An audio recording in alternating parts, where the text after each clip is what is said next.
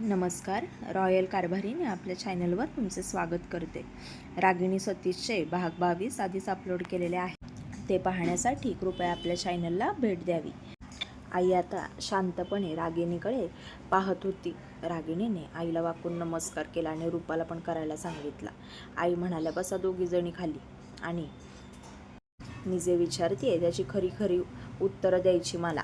रागिणी आता थोडीशी घाबरली की ह्या काय विचारतील याचं दडपण आलं तिला आणि सर सुद्धा तिच्यासोबत नव्हते. रागिणी आता घाबरतच आईंना म्हणाली, हो आई, तुम्ही जे विचाराल त्याची सगळी खरी खरी उत्तरं मी देईल. मला सुद्धा माझ्याविषयी तुम्हाला सगळं खरं सांगायचं आहे. तुमच्यापासून मला काहीच लपवायचं नाही. सतीशची आई रागिणीला म्हणाली, मला आई म्हणायचं नाही. मी काय तुमची आई आहे का? मी फक्त सतीशची आणि माधवची आई आहे. रागिणी म्हणाली, सॉरी, मग मी तुम्हाला काकू म्हटलं तर चालेल का? सतीशची आई म्हणाली, हो म्हण. सतीशची आई आता समोरच बसली आणि रागिणीला म्हणाली, काय झालं होतं तुमचं? घर सोडून का आलात तुम्ही? एवढं घर सोडण्यासारखं काय झालं? रागिणीने आता सगळी स्टोरी आईला सांगितली. रागिणी आईला म्हणाली, सर त्यावेळेस आले नसते तर आमच्या दोघींचा जीव वाचलाच नसता. सरांचे खूप उपकार आहेत आमच्यावर. सतीशची आई म्हणाली, ते ठीक आहे, उपकारापर्यंत ठीक होतं, पण एवढं प्रेमात पडण्यासारखं काय आहे? का आसरा मिळाला आहे, पैसा कमवत आहे, स्वतःचं घरदार आहे म्हणून त्याला जाळ्यात ओढला आहेस? रागिणीच्या डोळ्यात आता पाणी आलं आणि ती आईला म्हणाली, असं काही नाही, उलट त्यांचं माझ्यावर खूप प्रेम आहे आणि त्यांनी मला असंही सांगितलं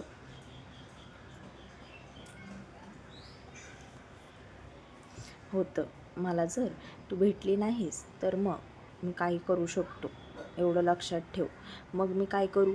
आणि माझंसुद्धा प्रेम होतं त्यांच्यावर, पण मी ते त्यांच्यासमोर कधीच उघड सांगत नव्हते. मला माहिती होतं मी त्यांना आवडते, पण त्यांच्या घरातल्यांना. रागिणी आता शांत झाली आणि आई रागिणीला म्हणाली, सतीशला तू पसंत आहेस. सतीशच्या बाबांची सुद्धा काही हरकत नाही आणि भावाचं तर काय विचारूच नकोस. पण मला तू स्वतःला सिद्ध करून दाखवत नाहीस तोपर्यंत मी तुला माझी सून म्हणून मान्य करणार नाही. ना तुझ्या घरचा पत्ता ना कशाचाच. रागिणीला आता खूप भीती वाटायला लागली. दादा तिथेच उभे होते आणि सतीशच्या आईला म्हणाले, असं काय करताय? अहो, आत्ताच आल्या आहेत त्या मुली, दमल्या आहेत बिचाऱ्या, त्यांना किती प्रश्न विचारताय? सतीशने मला सगळं सांगितलं आहे, मी सांगतो नंतर तुम्हाला. आई दादांना म्हणाली, त्यांनी त्यांनी तुम्हाला सांगितलं आहे, मला सांगावंसं नाही वाटलं का त्याला? मी सुद्धा त्याची आई आहे. दादांनी आईशी समजूत घातली. आईला म्हणाले, अहो, असं काय करताय?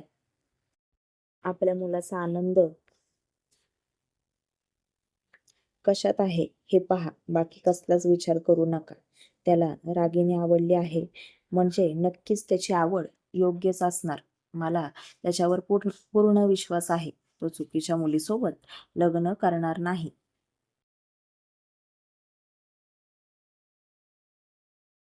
मोना किती मागं लागली होती त्याच्या, पण त्याने गुण पाहिले आणि ते बघून नाही, अवगुणी आहे, तुम्हाला माहिती आहे ना. आणि तुम्ही बघितलेली मुलगी, ती मुलगी तरी कशावरून चांगली आहे, तिची माहिती काढली आहे मी. थोडीफार वेगळ्या गोष्टी माझ्या कानावर आलेल्या आहेत. सतीशची आई म्हणाली, तिच्यावर तुम्ही शिक्का पाडला आहात का? अहो, दुसऱ्या मुली नाहीत का? मी एक नाही, अजून चांगल्या चांगल्या मुली माझ्या मुलासाठी बघेल, पण त्याला काय खूळ सुचलंय काय माहिती. दादा आईला म्हणाले, तुम्हाला समजवणं म्हणजे अशक्य आहे. आता सतीशच तुमची समजूत घालू शकतो.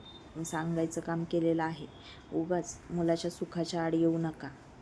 शेवटी त्याला संसार करायचा आहे त्या मुलीसोबत, तो खुश राहायला हवा, एवढंच आपल्याला महत्त्वाचं. तुम्हाला तुमच्या मुलाच्या आनंदासमोर तुमचा हट्ट जास्त महत्त्वाचा आहे का, हा आधी विचार करा. कारण की त्याने आधी आपला विचार केला आहे आणि मग स्वतःचा. असं वागून सतीशला तुमच्यापासून तोडू नका. दादा आता असं म्हणाले आणि त्यांच्या खोलीत निघून गेले. आई पण आता शांत झाली आणि थोडासा विचार करायला लागली. सतीशसुद्धा फ्रेश होऊन बाहेर आला. रागिणी आणि रूपा दोघीजणी अजून तिथेच बसल्या होत्या. रागिणी, अजून इथेच आहेस का? फ्रेश व्हा, आवरून घ्या पटकन आणि जेवायला या बाहेर. आईसुद्धा आता आतमध्ये निघून गेली. रागिणीला आता खूप टेन्शन आलं आणि तिच्या चेहऱ्यावर स्पष्ट दिसत होतं. सतीशने ओळखलं, नक्कीच आई काहीतरी रागिणीला बोलली असणार. खरंच आता कसं समजवायचं मला काहीच समजत नाही. आई थोडा वेळसुद्धा द्यायला मागत नाहीये. असं का वागत आहे? आता मलाच आईसोबत नीट बोलावं लागणार आहे, त्याशिवाय काही होणार नाही. त्याआधी रागिणीला समजवतो. रागिणी उठली आणि रूपाला घेऊन आतमध्ये निघणार इतक्यात सतीशने रागिणीचा हात धरला आणि रागिणीला म्हणाला, रागिणी, डोंट वरी, जास्त काळजी करू नकोस. मी आहे ना, मी सगळं सांभाळून घेईल. तू कशी आहेस माहिती आहे का? आंब्यासारखी. आणि माझी आई कशी आहे माहिती आहे का तुला? रागिणी म्हणाली, कशी? फणसासारखी आहे. फणसाला कसा हात लावला की काटे टोचतात, पण त्याच्या आत किती छान गोडगोऱ्या असतात. तशीच आहे माझी आई. तू काही काळजी करू नकोस. एकदा का तिच्या मनात शिरलीस ना तू, मग तुला कळेल माझी आई किती गोड आहे. थोडेसे जुने विचार आहेत तिचे, कारण की सुरुवातीच्या सासवांचा थोडाफार परिणाम झालेला असतो त्यांच्या सुनांवर. तेव्हा राग काढायला भेटत नाही ना त्यांना, म्हणून नवीन आलेल्या सुनेवर राग काढायचा.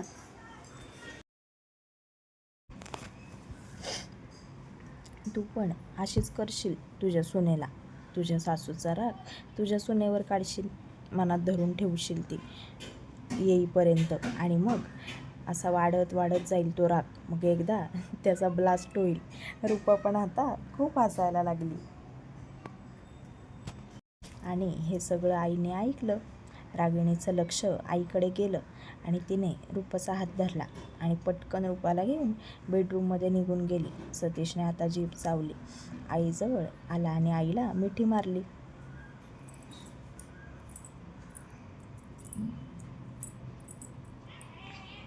आईला म्हणाला, माझी स्वीट आई. सतीश, मी फणस आहे ना, आणि ही कोण, आंबा का? सतीश लगेच आईला म्हणाला, आई, मी तुला फणस म्हटलेलं ऐकलं, पण त्या पुढचं ऐकलंस का तू? मी तुला काय म्हटलं? किती छान उपमा दिली तुला, अगदी गोड गोड गऱ्याची. माझी आई तशीच आहे. वरून फक्त दाखवते की मी खूप कडक आहे आणि खडूस सासू आहे, पण आतून एकदम गोड. हो का नाही ग आई? आई आता सतीशला म्हणाली, सतीश, मला मस्का मारणं बंद कर. तुझं असं वागणं मला अपेक्षित नव्हतं. सतीश आईला म्हणाला, आई, आता प्रेम काय सांगून होतं का? किंवा आपल्या सुद्धा हातात नसतं. आपल्याला एखादी व्यक्ती आवडणं, आणि मला माझ्यासाठी रागिणी नुसती आवडलीच नाहीये, तर रागिणी माझ्यासाठी योग्य आहे. उत्तम गृहिणी आहे ती, आणि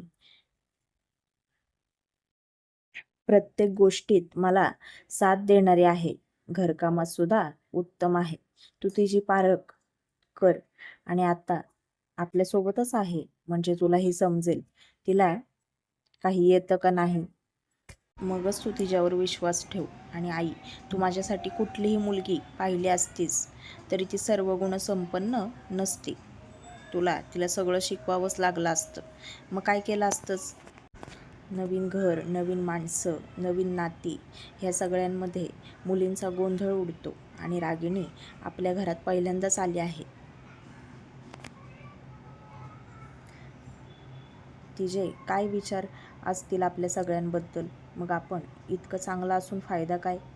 आपला चांगुलपणा तिला सुद्धा दिसायला पाहिजे ना. आणि मी जे बोलतोय ते तुला पटतंय ना? तुझ्या शब्दाबाहेर मी नाही. पण एक सांगतो, रागिणीशिवाय मी दुसऱ्या कुठल्याच मुलीसोबत खुश राहू शकत नाही. आणि मला फक्त आणि फक्त रागिणीसोबतच लग्न करायचं आहे. हा माझा शेवटचा निर्णय आहे आई. आणि तू पण थोडासा विचार कर, थोडंसं समजून घे तिला. अगं तिला सुद्धा कोणाचाच आधार नाही आहे गं.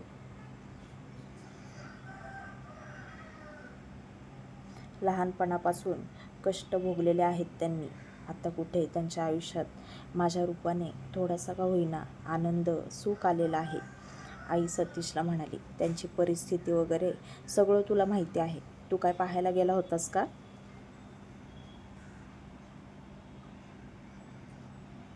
सतीश आईला म्हणाला, आई पाहायला कशाला जायला पाहिजे? माणूस एका भेटीत सुद्धा समजतो. त्याचं राहणीमान, वागणं, बोलणं या सगळ्या गोष्टीवर ना सुद्धा त्याची पारख होते. आणि मला माहिती आहे रागिणीने जे दिवस काढले ते कुणावरच यायला नको. लहानपणीच आई वारल्याचं दुःख, बाबांनी दुसरं लग्न केल्यावर दुसऱ्या आईने सुद्धा नीट सांभाळलं नाही, छळ केला त्यांचा. आणि काका काकू पण तसेच निघाले, त्यांना कधीच आपलं केलं नाही, त्यांचा फायदाच घेतला. एका वेड्या मुलासोबत तिचं लग्न लावत होते म्हणून ती घर सोडून निघून आली. आता तूच सांग, ज्या घरात राहणारी माणसंच आपली नाहीत त्या माणसांसोबत राहून काय फायदा आहे? आणि त्यांच्या जीवाला सुद्धा इथे धोकाच होता की. आईला आता थोडी का होईना पण रागिणी आणि रूपाबद्दल आपुलकी वाटली. आई सतीशला म्हणाली, सतीश ठीक आहे, तू म्हणत आहेस ना तर मी विचार करेन, कारण की तुझ्या सुखापुढे मला काहीच महत्वाचं नाही. पण त्यांचं घरदार काहीच आपल्याला माहिती नाही, मग कसं आपण पुढे जायचं? सतीशने आईचा हात हातात घेतला आणि आईला म्हणाला, आई घरादारात सोबत संसार होत नाही. संसार हा योग्य व्यक्तीसोबतच होतो. आणि योग्य व्यक्ती जर शेवटच्या क्षणापर्यंत साथ देणारी असेल ना तर तो संसार आणि त्या दोन व्यक्ती कधीच हरत नाहीत. नातेवाईक, लोक, घरदार यांच्याशी आपल्याला काय करायचं आहे? मुलगी चांगली आहे ना बस. आणि काय करायचं आहे? असले नातेवाईक तरी, असल्या घरातली माणसं जेव्हा त्यांच्यावर ही वेळ आली तेव्हा कुठे होते सगळे? कोणीच त्यांच्या मदतीला का नाही आलं? आई आता तू तुझं माइंड थोडंसं चेंज कर. उगाच तेच मला तुला समजवायला लावत बसू नकोस. दादांनी तुला सांगितलं आहे ना सगळं. मी तुला त्या दिवशीच सांगणार होतो, पण मला माहिती होतं समोरासमोरच मी तुला समजावून सांगू शकतो. फोनवर काय तू समजून मानणाऱ्यातली नव्हतीस. आणि आता बाद झालं, मी तुला सगळं सांगितलं आहे. पाहिजे तर उद्या रागिणीला तू विचार, आणि माझं ऐकशील तर न विचारलेलंच बरं. कारण की ते आता पुढे आलेले आहेत त्यांच्या आयुष्यात. त्यांचं आयुष्य छान जगत आहेत त्या. आणि आता रागिणीच्या आयुष्यात नवीन वळण येणार आहे. त्याच्यामुळे परत तिला मागे पाहायला लावू नकोस. आणि तू एकदा नीट बोल तरी तिच्याशी, मगच तुला समजेल ना सगळं.